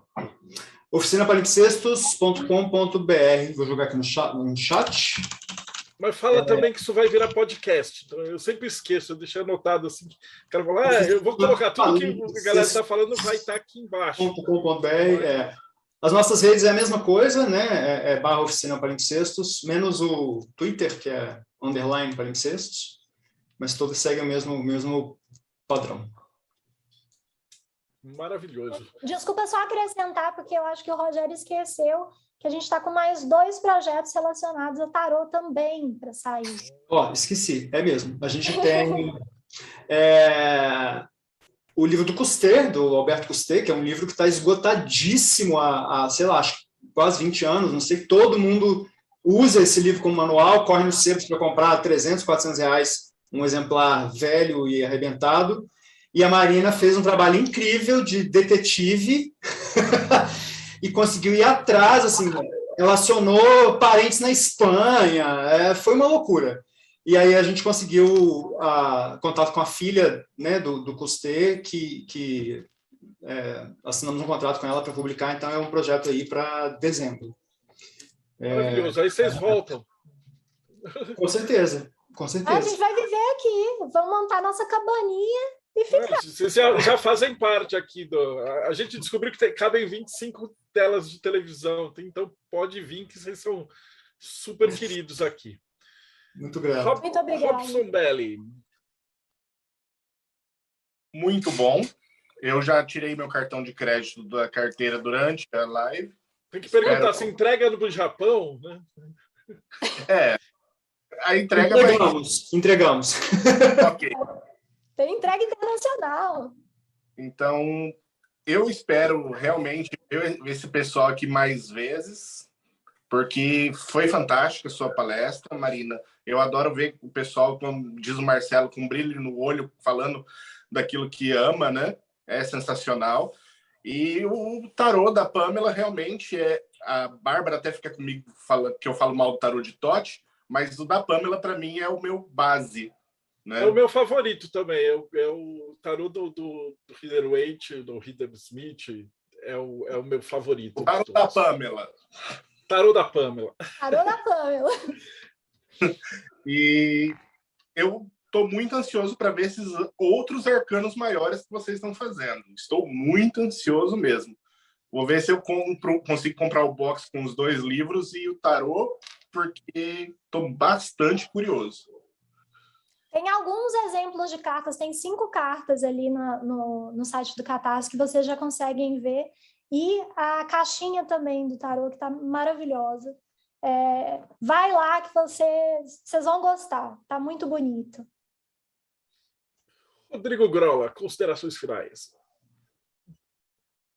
É isso aí, cara. Eu acho bom, tem vários aspectos que eu não entrei, até eu tenho conversado muito com o Keller, a gente vai redigir alguns textos também falando principalmente das questões que prevalecem até hoje em dia e que a Pamela, principalmente para mim, é um símbolo muito forte, a questão do direito autoral, do direito o direito do ilustrador fazer parte de uma obra e tudo mais. Então, eu estive conversando com o Keller, a gente vai escrever algumas coisas sobre isso. E, cara, eu sou contra esse negócio de tirar o White, porque, sim, ele tem um impacto muito grande também, e sou totalmente a favor de tirar o Reader, porque ele não fez porra nenhuma. E, enfim, mas são várias coisas que, até inclusive, tenho conversado bastante com a Marina sobre essas coisas aí, e conversaremos mais, inclusive, mas é isso. Queria fazer, na verdade, nas considerações, fazer um pedido e um recado. Pedido, Rogério e Marina, já que vocês gostam de umas coisas desgraçadas que é difícil achar o dono, traz o Wang de novo para o Brasil, o tarô cabalístico, porque ninguém sabe de quem é. E, pelo amor de Deus, me chama para redesenhar aqueles infográficos, que eu estou há anos falando, mano, arruma alguém para editar esse livro que eu quero redesenhar esses gráficos, tudo tosco, de novo no vetor, fazendo lindão. Meu, caça, porque ninguém sabe quem é esse cara, de onde esse cara vem. Traz de novo. A gente não conseguiu achar esse cara. Eu cacei para tentar entrevistar, se está vivo, se tá... O cara não existe. Ele sumiu nas areias do tempo. Sinistro. Eu amo pesquisar essas coisas, eu amo tentar entrar em contato com pessoas difíceis. Vocês não pedem para mim, não, porque... Marina, você é a mina, então, meu, que vai descobrir quem é o Robert Wang, entendeu? Eu acho que é um pseudônimo. Porque, enfim, vou procurar. E o pedido, vou fazer aqui, minha câmera fica meio de lado, mas eu vou para as pessoas que vão ver este vídeo da semana que vem em diante, vou até olhar para a câmera. Eu não sei quando o novo HKT vai para a loja. Mandem mensagem para o Marcelo. Não mandem para mim, pelo amor de Deus. Eu não sei. O editor é o Marcelo, ele que cuida do bagulho todo. Vai sair quando ele achar que teve, com todo mundo recebendo. Não, que a gente ele achar que é legal, beleza. É o mesmo esquema da Polyceptus. Primeiro, quem apoiou vai receber. Nada mais justo. Aí depois vai liberar. Então, primeiro a gente atende os apoiadores. O Rogério e a Marina, eles fazem a mesma coisa. A gente conversou muito com isso, inclusive lá atrás, no primeiro, que a gente tem que dar o maior suporte para quem apoia esses projetos. E aí, a hora que acabar, se sobrar, a gente põe para vender, né? Exatamente. Então, se você for legal, falar olhando para a câmera, se você for legal, você apoiou a HKT primeiro, vai apoiar a Palimpsestos agora também, você recebe primeiro, você não precisa ficar esperando chegar na loja. Ainda normalmente pega um preço mais barato do que a pessoa vai achar na loja. Então, apoie os financiamentos coletivos no Brasil. Financiamento coletivo é uma coisa muito importante para pequenos editores, para quem está começando. Ajude esta galera. Apoie. E aí você recebe antes. Não me mande mensagem. Eu não sei quando vai para a loja. Ô, Rogério, só uma última consideração. Queria pedir a todas as pessoas que estão aqui, ajuda a gente a finalizar esse projeto. Viu lá no Instagram uma peça, repassa no story. Isso ajuda demais a gente a propagar. E, Grola, o Wang, ele tem uma trilogia sobre Jung e tarô, né? Foi o primeiro projeto que eu pensei em trazer para Palimpsestos. Isso está rolando aí uma negociação para essa trilogia para o final do ano que vem. Por favor, traga o Tarô Cabalístico, pelo amor de Deus, cara. Não dá para pagar 400 pau num livro podre de um sebo, cara. Eu falo, alguém tem que trazer esse livro de novo, não essa edição mal traduzida tosca que foi feita antes, cara. Pode deixar que a gente vai considerar isso. Pode deixar. Obrigado. Bárbara Knox, suas considerações finais. Ai, gente, é até difícil. Quanto mais a gente gosta, mais difícil, né? Enfim, eu tô assim, super no clima. Eu vim de sombra roxa, em homenagem a The Blue Cat, que é uma das minhas artes favoritas da Pamela. Ela tá entre as minhas duas favoritas, viu? Essa e a Sea Creature, são as duas que eu mais gosto. E eu gosto, uma das coisas que eu mais gosto do trabalho da Pamela é trazer esses temas femininos, né? Então, quando ela traz a indumentária, que é algo que eu gosto muito de trazer também, né? O vestuário, ela traz esse universo que é tão ridicularizado e menosprezado, mas que é tão importante, que é uma demonstração tão grande de quem a gente é. Então, como eu falei, o meu caminho foi bem diferente. Eu comecei no tarô da Pamela, depois aí eu fui achar o meu tarô, que é o Tote, né? Que também são os dois maiores tarôs do século e os dois criados por mulheres, as ilustrações desenhadas por mulheres. E depois de conhecer os demais trabalhos da Pamela, é que eu volto para o tarô dela e consigo olhar com outros olhos. Aí, no início desse ano, eu ia comprar o livro importado, né? Aí eu falei com o Júlio, eu vou comprar o livro e tal. Aí, Júlio, não, amiga, espera que vai sair a campanha da Pamela. E aí, agora saiu a campanha, eu tô, assim, maravilhada. No primeiro dia, já comprei o lote com tudo que eu tenho direito, entendeu? E eu tô pedindo a todo mundo, eu falei assim, gente, eu nunca pedi nada para vocês, eu tô pedindo agora, apoiem essa campanha, por favor. E que venham cada vez mais trabalhos como esse. Eu, como uma mulher feminista e ocultista, me sinto assim muito contemplada pelo trabalho de vocês e muito feliz de existir nesse mundo agora, né? E aí eu trago a sardinha para o meu lado, para minha brasa, no novo Aeon, no qual as mulheres finalmente se colocam e no qual né, esses projetos nascem e esses frutos novos, de novos tempos, de novos ares melhores aparecem. Então, assim, muito obrigada. E, Marina, eu te conheci agora pelo trabalho do Catarse da Pamela. Eu estou apaixonada, assisti as 3 lives já que tem lá no perfil. E eu estou encantada com você. Muito obrigada mesmo. Foi, assim, sensacional. E falar um pouquinho da Eclésia, porque da outra vez eu esqueci, hoje eu não vou esquecer.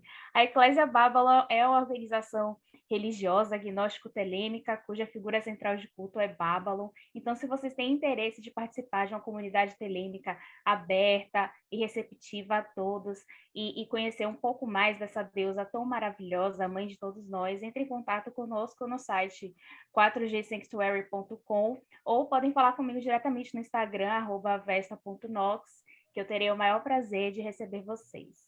É isso, muito obrigada. E por último, mas não menos importante, morte súbita. Tem Pamela no Morte Súbita? Tem, graças a Bárbara. O Morte Súbita tá com... aliás, quem quiser acessar é mortesubita.net/Pamela. Vai cair lá num texto que a Bárbara indicou pra gente, que é a Pamela e o movimento Arts and Crafts. Que é exatamente a Marina comentou, né, do movimento Arts and Crafts. Sim. Lá ele descreve direitinho e tem inclusive um texto da própria Pamela, que é interessante para quem está estudando arte, para quem é estudante de arte, quem está... mesmo quem não está fazendo faculdade, mas é artista livre, lá tem algumas dicas lá para ela sobre a importância da referência, sobre o pensar de arte. Então é só acessar lá mortesubita.net/Pamela. No final, inclusive, já tem o link lá para o Catarse de vocês, para bombar um pouquinho mais. E, Marina, agradecer aqui você ter aceitado o nosso convite, ter falado aqui com a gente, agradecer a Palimpsestos por esse projeto maravilhoso. E o Ulisses comentou, né, da grandeza do Marcelo de chamar outras editoras. Isso tem um nome, né? É sabedoria, porque quando uma parte do bolo cresce, o bolo todo cresce. Isso é interessante tanto para as empresas que trabalham nesse nicho, mas até para quem tem interesse que não é comercial. A gente quer ver isso crescer, quer ver isso expandir, quer ver novos materiais, novas traduções, novos autores. Isso acho que é bom para todo mundo, né? E o Mayhem, o Morte Súbita, o Palimpsesta, é tudo farinha do mesmo saco para mim. E a Pamela faz parte do problema também, né? Então, só agradecer a vocês. Marina, suas considerações finais. Gente, eu que agradeço demais por esse espaço, pelo carinho que vocês me receberam. Gente, olha a quantidade de material incrível que vocês têm só aqui nessa sala, sabe? Com todas essas pessoas. Acessa cada um desses links, pesquisa, porque tudo isso é muito gostoso e é um trabalho que a gente faz com muito carinho, com muito amor. E concordo demais com o que vocês falaram, não tem por que a gente não se apoiar, não faz sentido, né? Eu acho que todo mundo perde quando as pessoas não se apoiam num trabalho, tipo, uma pequena empresa ou uma pessoa não ajuda o trabalho da outra pessoa. Eu acho que todo mundo tem a ganhar com isso. E quem puder, vai lá conhecer a campanha, só para ver o que vocês acham. Se quiserem entrar em contato com a gente, o Instagram da Palimpsestos está aberto. Se tiverem algum pedido, pode falar com a gente também. E é isso, assim, eu tô extremamente feliz e muito agradecida mesmo por esse convite. Obrigada demais, vocês são maravilhosos. E é isso. Maravilha, obrigadão você, Marina, Rogério, Rodrigo, Paulo, Ulisses, Bárbara. Hoje veio a casa cheia, Robson e Thiago. E vocês que assistiram até agora, então não esquece, segue o canal, liga o sininho. Eu li hoje aqui, parece que como tem um monte de canal, e aí às vezes eles dão os problemas do YouTube e tal, você precisa não só seguir o canal, mas tem que acionar o tal do sininho, e aí facilita para o algoritmo, né? E a gente se vê aí no próximo Bate-Papo Mayhem. Opa. Oh, oi. Não corta, não. E o Mayhem? Eu sempre esqueço. Marcelo, aí você pegou seu Reader White, e tirou assim e saiu uma carta. Projeto Mayhem. Então, o Projeto Mayhem é isso, ele surgiu da galera que estudava durante a pandemia. Na verdade, antes a gente decidiu investir muito naquela revista de hermetismo, né? Quando a gente fez um projeto dos livros sagrados de Telemaco, a Hora do Saturno, a gente viu que o pessoal da Alemanha de 1920, eles tinham uma revista onde a galera que curtia ocultismo escrevia. Rodrigo, você tem que falar alguma coisa para você sair na câmera. Mas aí eu vou falar junto com você. Mas, de qualquer maneira, aqui está a revista de hermetismo. E depois de passar um tempo na caixa de correio do prédio, eu recebi. Essa aqui é a matéria do Robson Belli, que está escrevendo vários livros e traduzindo. Nós temos aqui várias matérias também interessantes, essa aqui do Frater Ró. Aqui o nascimento do gnosticismo do nosso querido Tales Azevedo. A gente descobriu que tinha muita gente legal escrevendo, tem muita gente publicando, só que aí o cara vai pôr no Lattes, vai pôr em algum lugar, aí fala assim, qual é a referência bibliográfica? Aí o cara coloca, www.pedradeafiar.com/index/05/tal. A gente falou, putz, então aí a gente pegou e fez tudo aquele trâmite, né? ISBN, montou a revista, e aí o Mayhem é isso. E aí, na pandemia, como a gente não conseguia mais fazer o simpósio, que era físico, eles falaram assim, Deodébio, você não chama os caras que dão palestra e você entrevista ele? Eu falei, eu não sou youtuber, cara. E aí a gente começou. Esse episódio é de número 320. Então, significa que a gente entrevistou 320 pessoas, tem mais de 600 horas de conversa, e é só gente fera. E aí a coisa vai desenvolvendo. É que nem vocês falam assim, quando eu chegava assim para o Rogério, eu falava, você imagina se eu pegasse o livro do Espero Hoje e levasse para o Rogério de 1 ano atrás, 2 anos atrás, e falasse, você vai publicar isso? Ele ia olhar para minha cara e dar risada. Por isso que a gente não acredita quando vem o Sagrado Anjo Guardião e fala as coisas que a gente pode fazer. Então, é a mesma coisa. Se a gente chamar a Marina daqui 1 ano, 2 anos com a obra feita e falar, olha lá atrás, se a gente fala que você vai fazer isso, a gente nunca acredita, mas o potencial da magia é justamente isso. Então, esse projeto serviu para aglutinar essas pessoas. Então, a gente faz os rituais juntos da Roda do Ano, os 8 rituais, dá mais umas 350 pessoas. Agora está tendo o Sefer HaOmer, a minha esposa está coordenando. Tem 1.500 pessoas fazendo um ritual todo santo dia. E todo mundo junto. E aí, quando tem um livro novo de vocês, a Via Sestra, as outras editoras, a gente abre espaço, né? Porque aí você fala assim, mas aí o Mayhem faz o quê? Você fala, cara, a gente faz tudo. Ó, o Rodrigo é maçom e um bandista. Paulo Jacobino é da Telema e da Fra. O Ulisses, maçom enoquiano. O Robson, demonologista enoquiano. O Tiago é alquimista. O Grola, um bandista. Designer, a Bárbara, telemita, astróloga. Então, cada um daqui pensa de um jeito diferente. Então, a gente pode chamar todas as pessoas, conversar, né? O Mayhem é diversidade, é conversar com todo mundo, escutar todas as opiniões. A gente já entrevistou padre e a gente já entrevistou satanista. A gente já entrevistou gente de direita e gente de esquerda. A gente conversa com todo mundo. O importante é ter esse brilho no olhar que o Luiz falou, que vocês têm quando a gente chama para bater papo. É isso. Se quiser fazer parte do Mayhem, é catarse.me/TDC. E agora sim. Então, muito obrigado para quem ficou com a gente até agora. E a gente se vê no próximo Bate-Papo Mayhem.